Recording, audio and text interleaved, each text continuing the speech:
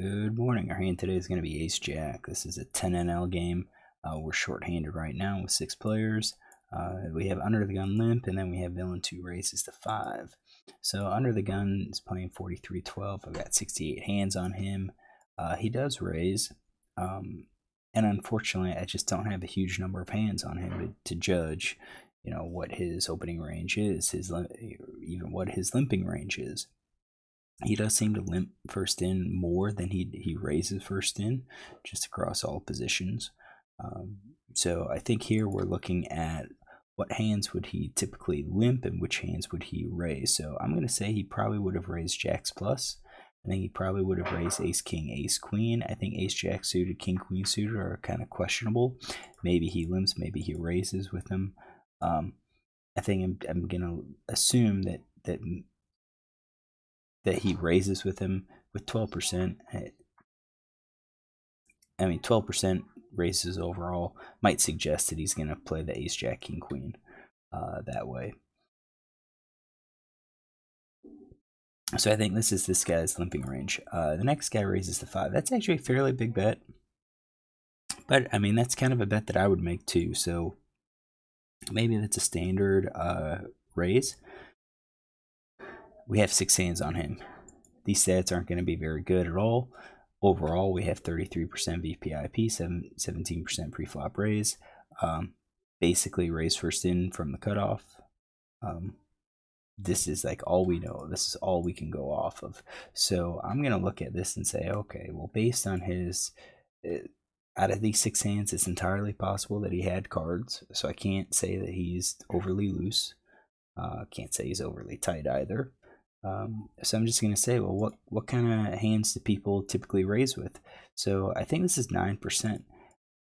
We could probably go more, but I think we're going to keep this because the raise is 5, and that's just a little unusual.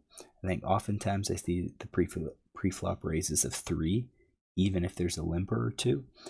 So raising 5 just seems a little unusual. Like it's unusually, it's large. He's representing strength.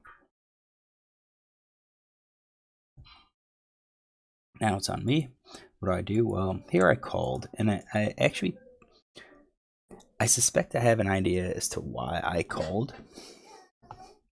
I'm sure I called because I looked at that raise and thought, wow, that's a pretty strong range. He probably has a pretty big hand. If I 3-bet, he's probably not gonna call it.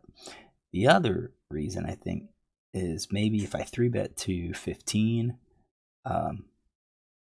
that this player may just shove, which I think, yeah, you can think about it, you can worry about it, but overall I think that's probably a bad way to play, because if he shoves, hey, that he limp re-raise, it should be an easy fold for us. He's representing aces or kings. That's what he's representing, probably more aces than kings. So I think it comes back to Villain 2. Now, when we look at my 3-bet versus button range, this is what it should be. See, Ace Jack's right in the middle of it. We should be, or this is button versus cutoff range. We should be 3-betting. Our 3-better call range looks something like this. So why I called instead of 3-betting is unknown. So what I'm going to do is say, since I called, assume that this is my calling range, and we'll proceed here with like what we should do versus what I actually did. So right off the bat, I don't really care for this call. I think we should have probably raised. And then Villain 5 calls. So would Villain limp and call with his entire range? I think so. I think with at least one caller, me, he's going to make this play. All right, flop comes Queen 6-2. We have a backdoor. It's 3-handed. 1 out of Villain's range. I think he can miss with Ace King, Ace Jack, but I think Queen hits a pretty big part of his range. So when I picked this hand, I looked at this and thought, oh yeah, this is easy. We could easily plan a raise if he c-bets, because Villain might miss the queen, or he might give me credit for having a queen, because I think Queen 10, Queen 9 are probably a limp range. Now we know Queen 9 is. That's in our limping range. We could have pairs. We apply pressure. If a heart comes, we can continue. If a 10 comes, we can continue with a gut shot. But working through the hand, I think villain's gonna hit the queens a lot. So I think folding here is just no problem. I think a king might be a little bit better. If the board had a king, I think we've got a little bit more room to go ahead and raise and try to play strong, play aggressive, but we'll see. So villain 5 checks. I think he's checking his entire range, and then we have a bet, and that's a fairly big bet. That's like 3/4 pot. What is he going to see bet with? Well, again, we don't know much about villain, so let's say he does, any of the pairs plus, so 8s, 9s, 10 checks. He does that. He has his let's just do that. If he's overly aggressive, like I think if he misses, he might go a little bit smaller. So maybe with these overcards, 2 cards backdoor flush draw, he's a little bit more cautious. And then it's on me. So with that, I think it's gonna be hard for us to get him off of the hand, because again, when we look at his range, he's gonna hit the queens a lot. He's got all of these queens. The top pair hand, 41%. So almost a quarter of his hands are gonna be hitting. Continuing 60%. Even if he was c betting 100% of his range, I think if we raise, it would get folds, but probably not enough that we need. I think he'd probably fold close to that 40%. Yeah, maybe a little bit more. It's his pocket pair below the top card. What does he do with those? I guess that's the key. So what do? I folded. I guess the question is, going back to this calling range, what could I have done? I think we're raising with our sets. So let's get our raises. We're raising with our sets. I guess we're raising with our top pair hand too. And then we're going to have to pick some bluffs to kind of balance, and we do miss quite a bit. So the question is, what kind of hands do we balance with? Maybe not the aces. So again, if we have aces, it's more likely he's got like the king, queens, jacks. So maybe raise something like Jack 9, maybe 10-8. Those are all like backdoor draws. Let's change that. Or maybe this just isn't a raising range based on this board, based on how it's played out, and based on our call. Maybe we just check call all the way. I'm getting new glasses. So if we do just call, I think we're calling with all our pairs here. And then, I'm not sure if we call with our backdoors. Maybe we call with ace 3. Maybe. I think maybe that's it. I think that's what we would call. Yeah. I don't think we have enough cards in our range to execute a raise on the flop. I think it might be better just since we don't have really many cards to represent. Well, I take that back. I guess if we raise, we would do our sets. I think we would do our sets and then probably pick up something maybe like a middle pair, maybe the 6 or like 7-8. Those vulnerable hands, I think we'd use those as a bluff and not worry about backdoor flush draws or anything. I think that's our play. Yeah, I think that's our play. We would raise with our set and then probably middle pair. How many do we have here? We've got 6. Ace 6. Yeah, 7s and 8s. I'd probably do the 6s and then like 7s and 8s as well. But we didn't. We folded. So, and I think that's good. I think it's okay for us to fold ace jack. We've got backdoor. and that's about it. And again, I think the queen's going to hit him big part of the time. So I think raisings could be okay. It's increasing our variance. Now villain 6 calls, so we're going to get back to this hand. So he calls here. What is he going to call with? He might call with all of his pairs. Might just call with one time just to see what he has, but I don't think he really has much of anything else.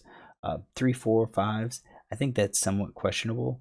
I mean, he is loose, so I think he's probably going to be calling with any of the pairs. 6 of hearts falls out on the turn, so that actually would have been good for us if we raise and we get a call. That hand connects with our a6, and it doesn't really change a whole lot, so if villain called with like 10s or jacks and now he's facing another bet here, it's going to be hard for him to call because now he's thinking, oh crap, now I have to catch jack, just like he always has to, but he has to give me a lot more credit for having a queen.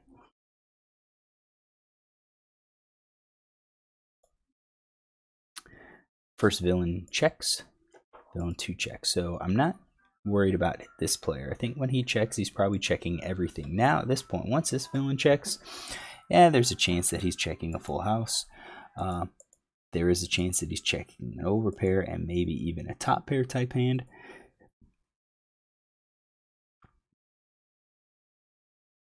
I think Queen Jack could be in his checking range.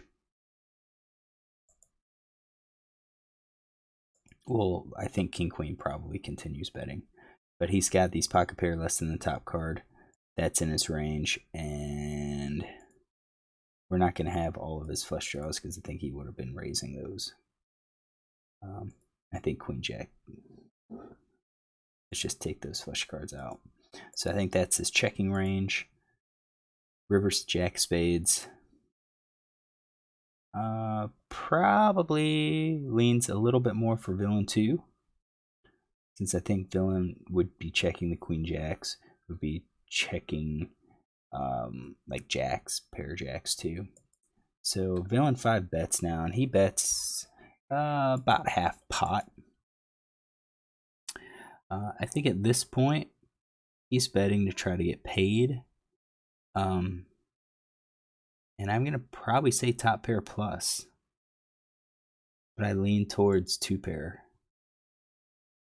I think Queen Jack plus is what his range is shaping up to be, which means if villain's gonna call, I think he's gonna have to. If he calls with a weak pair, I'd be surprised, but he does. So good chance that he has 2 pair.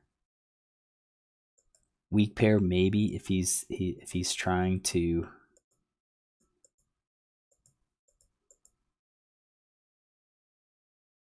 If he thinks he's getting bluffed. But I think Queen Jack there, and this player's possibly 3 of a kind in full house maybe. So I could be way off. Let's see.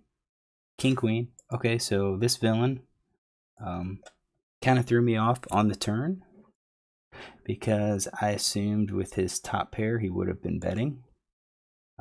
Maybe Ace Queen he does. Let's take Ace Queen out. Does that change anything?